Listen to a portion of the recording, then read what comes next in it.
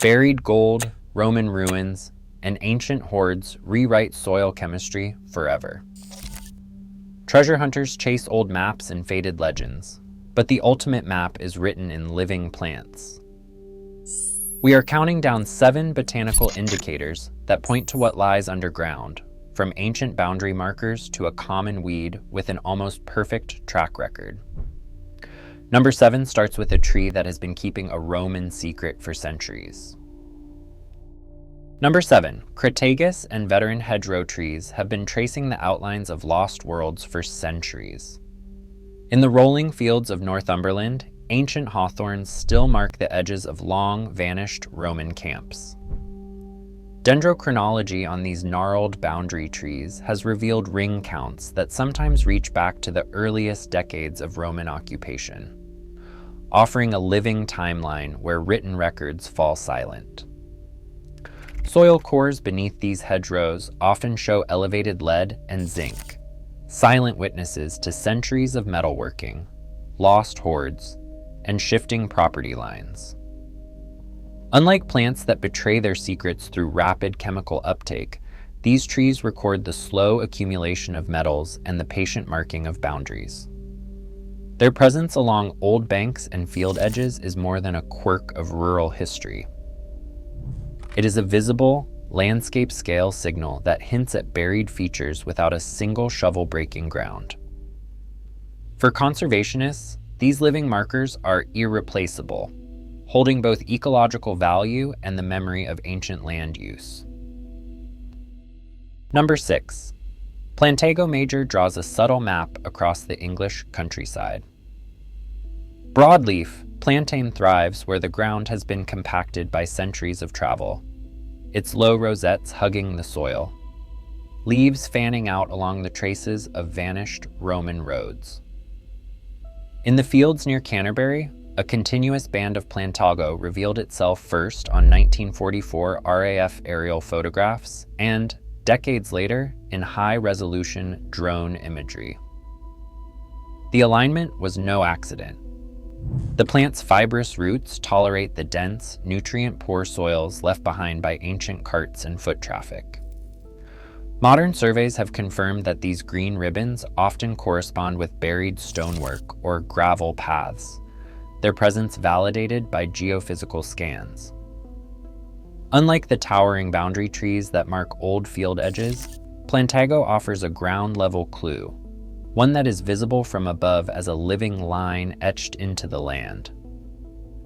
For those who know where to look, these persistent bands of plantain serve as nature's own breadcrumbs, leading the way toward hidden corridors of the past. Number 5. Sedum Acre and Sempervivum Tectorum transform the ruins of ancient foundations into vibrant, living mosaics. These succulent rosettes thrive where few other plants can, on thin, sun-baked soils laced with the remnants of lime mortar. In southwestern Poland, a 2015 survey of a Roman bath near Wrocław revealed dense mats of stone crop blanketing the rubble, their presence tightly linked to substrate pH levels of 7.8 or higher. The chemistry is unmistakable. As mortar weathers, it releases calcium carbonate, raising the soil's pH and creating a niche for calcicolae species. Sedum and houseleek, with their thick, water-storing leaves, are perfectly adapted to these alkaline, nutrient-scarce patches. The result is a striking visual contrast. Bright yellow stars of sedum flowers and the geometric symmetry of sempervivum rosettes tracing the outlines of buried masonry.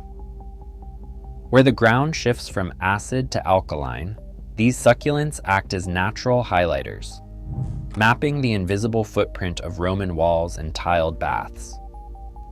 Their silent signal bridges the world of physical ruins and chemical transformation, guiding both botanists and treasure seekers to what lies beneath the surface. Number 4. Naukaea caerulescens brings a new level of precision to the Botanical Code. Known as Alpine Pennycress, this unassuming plant is a world-class hyperaccumulator of zinc. Its physiology allows it to thrive in soils that would poison most other species, soils laced with the chemical remnants of ancient metalworking. In Lavriotiki, Greece, a 2017 survey found dense stands of pennycress carpeting the hills above a Bronze Age mining site. Here, portable X-ray fluorescent scans of the leaves revealed zinc concentrations soaring above 3,000 milligrams per kilogram, a threshold that signals hyperaccumulation. The soil itself measured just 180 milligrams per kilogram, but the plant's ability to concentrate trace metals in its tissues turned every leaf into a living test strip. For archaeologists and treasure hunters, this means that pennycress can serve as a portable, non-invasive indicator, its foliage betraying the presence of hidden metallurgical halos long after the furnaces have cooled. Unlike broader calcicol or nitrophyllous indicators, Naukea's signal is tightly linked to zinc-rich debris, offering a targeted clue that narrows the search for buried metal artifacts. The plant's narrow habitat range keeps its signal rare, but when it appears, it speaks with forensic clarity. Number 3, Alyssum species, often called madwort, signal a hidden world beneath the surface through their remarkable tolerance for nickel. These low, cushion-forming plants thrive on soils laced with serpentine rock or ancient metallurgical slag, places where most other vegetation would quickly fail. In the Mediterranean, Alyssum's ability to concentrate nickel in its leaves, averaging around 1,200 milligrams per kilogram, makes it a living geochemical marker, especially in landscapes shaped by Roman metalworking. Nowhere is this more evident than on Monte Calamita in Sardinia. In 2021, researchers found dense mats of Alyssum barbatum and Alyssum desertorum growing directly atop Roman-era slag heaps. Portable X-ray fluorescence scans confirmed that the plant's foliage held nickel levels far above natural background, mapping the footprint of ancient smelting without disturbing a single stone.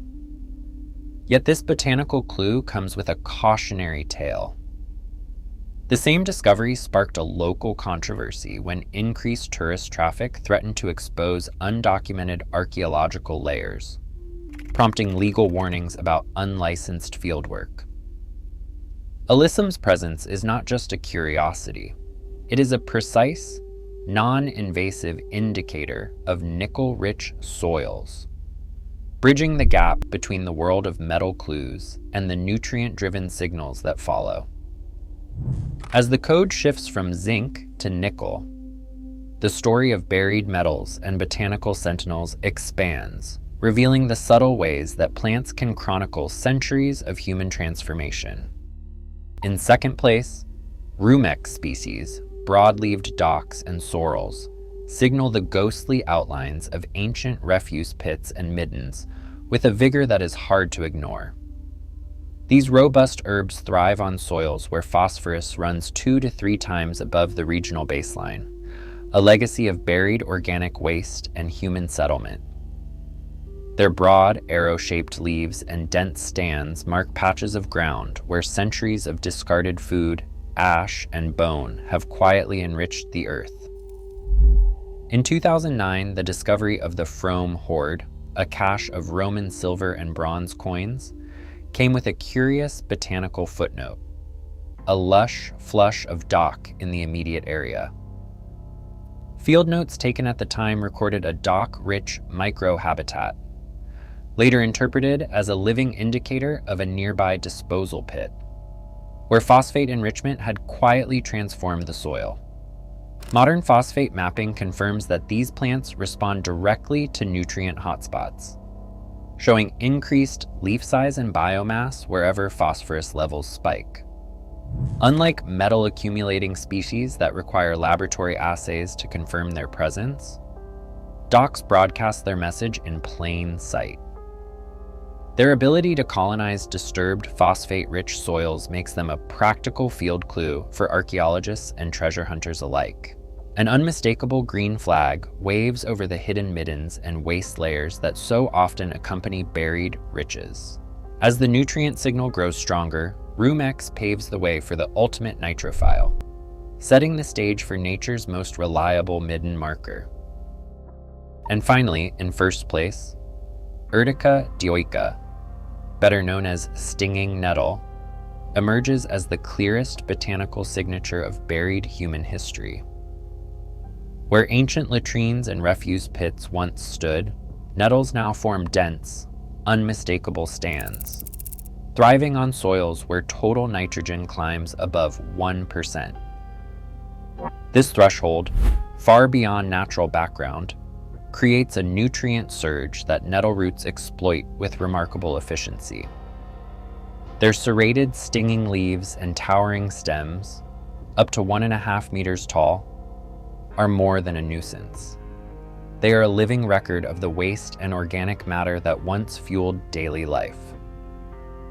In Somerset, a 1998 survey of a Roman villa garden revealed a lush patch of nettles precisely over a buried latrine, later confirmed by geophysical scans. The correlation was so exact that botanists began using nettle dominance as a non-invasive test for hidden waste layers. Portable nitrate strips pressed into the soil beneath these stands consistently confirm elevated nitrogen. A chemical fingerprint of ancient habitation. Unlike other indicators that require laboratory assays or careful aerial mapping, nettles broadcast their message in bold green from early summer onward.